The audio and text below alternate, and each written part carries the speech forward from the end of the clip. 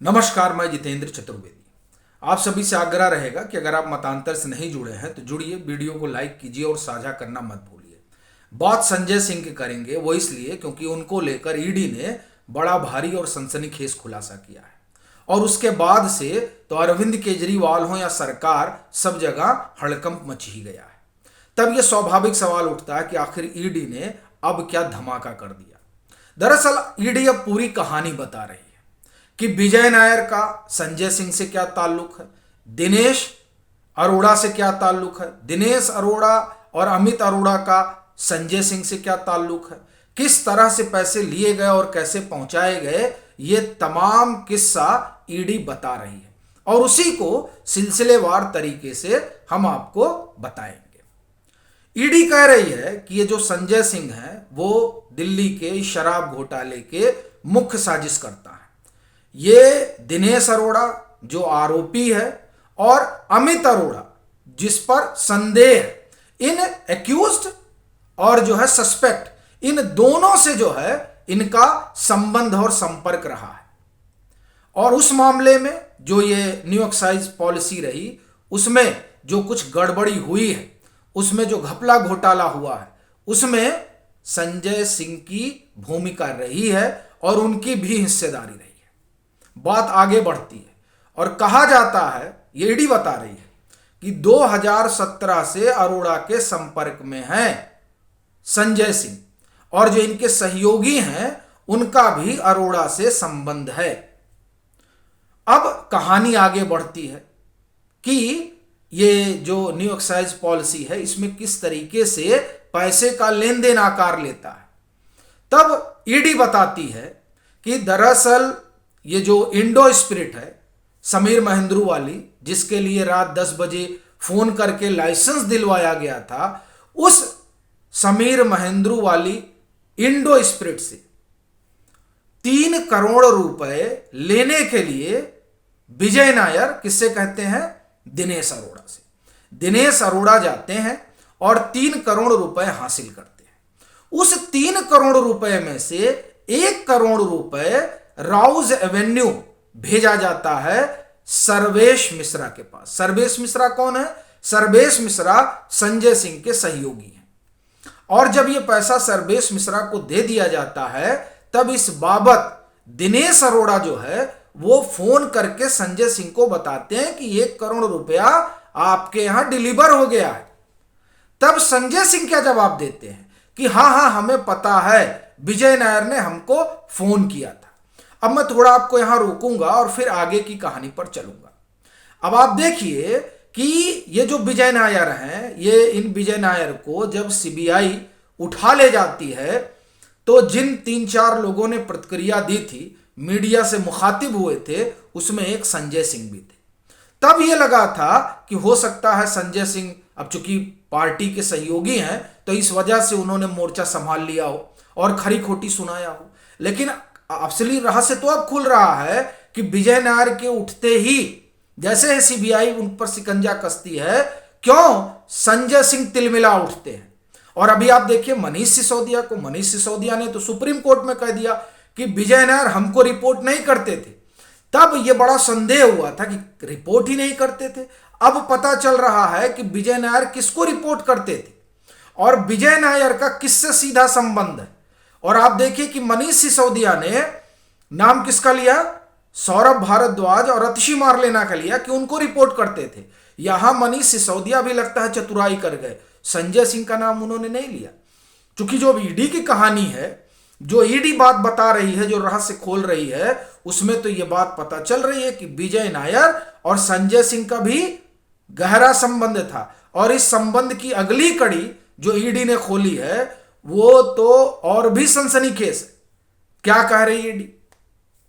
कह रही है कि ये जो अभिषेक बोनापल्ली है, इनसे 4 करोड़ रुपए कहा गया दिनेश अरोड़ा से कि जाकर लो। किसने कहा? विजय नायर ने कहा। और साथ ही यह भी हिदायत दी कि ये जो 4 करोड़ रुपए लोगे ये पार्टी फंड के नाम पर लोगे, यानी पार्टी फंड के लिए चंदा जुटा रहे हो। अब साहब ये चले गए इनके पास और ये जो 4 करोड़ रुपए हैं, आप पहले इसको सुनिए। ये जो 4 करोड़ रुपए हैं, ये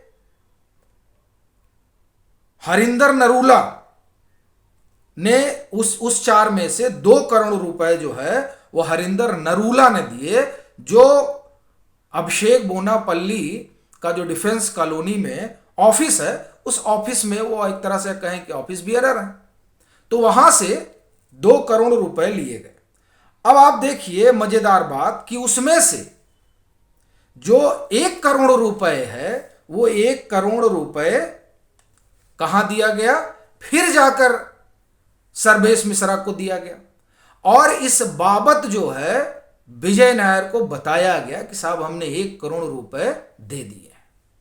अब आप देखिए कि किस तरीके का ये पूरा खेल चल रहा था। अब वो जो आपको ध्यान होगा कि ईडी संजय सिंह से बिठा के पूछ रही थी कि भाई बताओ ये जो 2 करोड़ रुपए हैं, ये 2 करोड़ रुपए 2 बार में गए, ये दिनेश अरोड़ा ने बताए थे। और दिनेश अरोड़ा ने यह भी बताया कि साहब ये जब गया तो इसकी जानकारी भी दी गई थी कि हाँ पैसा आपके पास भिजवा दिया गया। और ईडी ने इसी बाबत संजय सिंह से सवाल पूछा था कि ये जो पैसा आपके पास गया 2 करोड़ रुपए, ये क्या पार्टी फंड के लिए गया था, ये पैसा आपने रखा कि पार्टी में गया? चूंकि आप देखिए अभिषेक बोनापल्ली से जो 4 करोड़ रुपए लिए गए वो पार्टी चंदा के नाम पर लिए गए, और इसीलिए यह सवाल संजय सिंह से पूछा गया, जिसको संजय सिंह गड्ढमड्ढ कर गए, क्योंकि ईडी कह रही कि ठीक ठीक जवाब नहीं दे रहे हैं। अब इसमें एक चीज और आप सुनिए, यह अभिषेक बोनापल्ली ही है जिसको अरुण रामचंद्र पिल्लई ने पैसा भेजा था, और वो पैसा जब अभिषेक बोनापल्ली के पास आता है तो उस पैसे में से एक हिस्सा जिस कंपनी में जाता है वो मुखौटा कंपनी है। अब मुखौटा कंपनी क्यों कहा जा रहा है? क्योंकि वो ब्यूटी पार्लर के पते पर है, तो जाहिर सी बात है ब्यूटी पार्लर के पते पर तो खोखा कंपनी है, नाम के लिए बनी है। असल मसला यही है कि काला धन उपजाना है।